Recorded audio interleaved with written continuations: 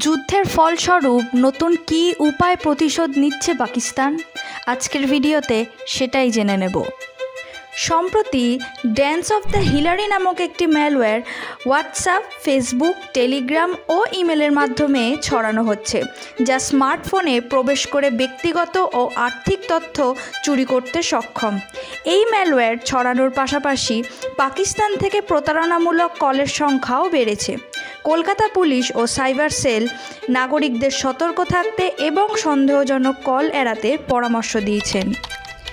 এবার এই প্রতারণামূলক কলের ধরন কিভাবে চিনব?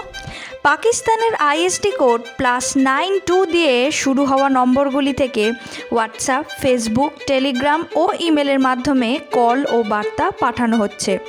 প্রতারকরা নিজেদের সরকারি কর্মকর্তা, পুলিশ বা সাইবার সেল সদস্য পরিচয় দিয়ে ভয় দেখিয়ে অর্থ আদায়ের চেষ্টা করছে। কখনো কখনো তারা লটারি জেতার বা পুরস্কার পাওয়ার মিথ্যা প্রতিশ্রুতি দিয়ে ব্যক্তিগত তথ্য সংগ্রহ করে। এইবার জেনে নেওয়া যাক এই ড্যান্স অফ দ্য হিলারি ম্যালওয়্যারটা কী। এই ম্যালওয়্যারটি হোয়াটসঅ্যাপ, ফেসবুক, টেলিগ্রাম ও ইমেলের মাধ্যমে ভিডিও বা ডকুমেন্ট ফাইলের আকারে ছড়ানো হচ্ছে। একবার ডিভাইসে ইনস্টল হলে এটি ব্যক্তিগত ও আর্থিক তথ্য চুরি করতে পারে এবং ডিভাইসের নিয়ন্ত্রণ সহজেই কেড়ে নিতে পারে। এর জন্য বিশেষ সতর্কতা ও প্রতিরোধমূলক ব্যবস্থা নেওয়া হয়েছে। অজানা নম্বর থেকে কল এড়িয়ে চলুন। বিশেষ করে +92 দিয়ে শুরু হওয়া নম্বর থেকে আসা কল গ্রহণ করবেন না। ব্যক্তিগত তথ্য শেয়ার করবেন না।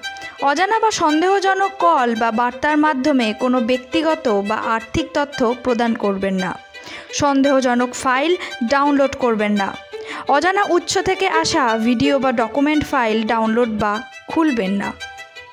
সাইবার অপরাধ রিপোর্ট করুন। যে কোনো সন্দেহজনক কার্যকলাপ বা প্রতারণার চেষ্টা 1930 নম্বরে কল করে বা cybercrime.gov.in ওয়েবসাইটে রিপোর্ট করুন। এই সতর্কতা আপনিও বজায় রাখুন এবং পারলে নিজের আত্মীয়-স্বজন এবং বন্ধুবান্ধবদের মধ্যে শেয়ার করে দিন। এরকম আরও ছোটোখাটো খবর জানতে হলে সাবস্ক্রাইব করুন আমার ইউটিউব চ্যানেল ঘটনা সত্য।